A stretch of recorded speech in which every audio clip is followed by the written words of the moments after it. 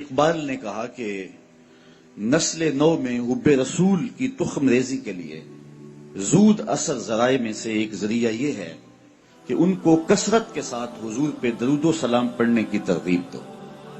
اس کا لازمی نتیجہ یہ ہے کہ ان کے سینوں میں حضور کا پیار جاگے گا۔ درود شریف پڑھنے سے قلب کو راحت بھی ملتی ہے۔ بہت سارے وظائف ہیں جو من کو سنوارتے ہیں اور باطن کی روشنی کا سبب ہیں، لیکن درود ایک ایسا وظیفہ ہے جو باطن کو بھی سنوارتا ہے اور ظاہر کو بھی سنوارتا ہے۔ درود پڑھنے والے کا دل بھی اجلا ہو جاتا ہے، اس کے چہرے پہ بھی نور آ جاتا ہے۔ درود شریف طبع کے اندر شائستگی پیدا کرتا ہے۔ آج بہت سارے لوگ اس بات کی شکایت کرتے ہیں کہ اولادیں ان کے کہے میں نہیں ہیں اور ان کی عادات اچھی نہیں ہیں۔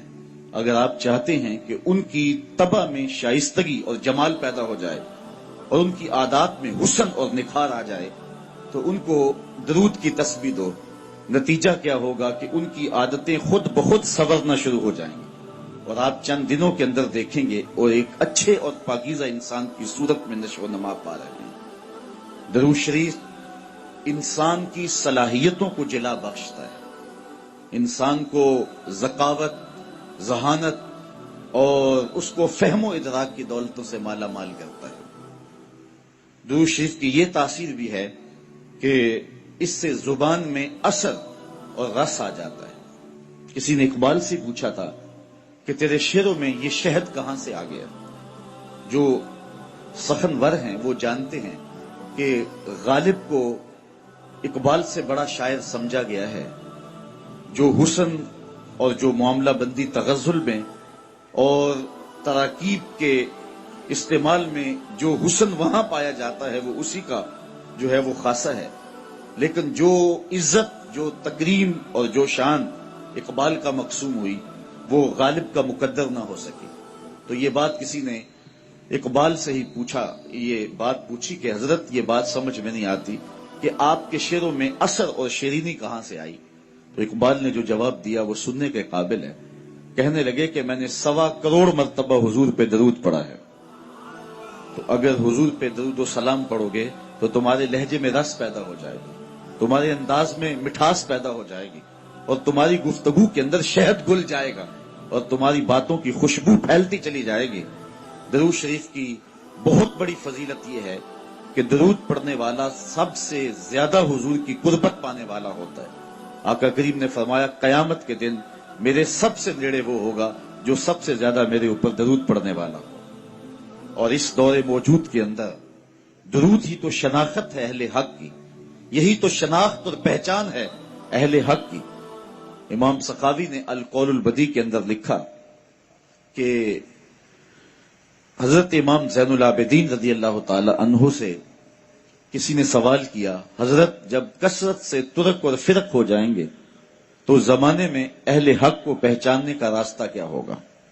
جب ہر شخص اپنی طرف کھینچ رہا ہو اور قرآن و حدیث سے دلائل فراہم کر رہا ہو، ایک عام آدمی تو سمجھ نہیں پاتا کہ حق پہ کون ہے اور باطل پہ کون ہے۔ ہر شخص تو قرآن کی بولی بول رہا ہے، ہر شخص کی زبان پر تو حدیث رسول کا وظیفہ ہے، اور 72-73 لوگ ایک آدمی کو کھینچ رہے ہیں۔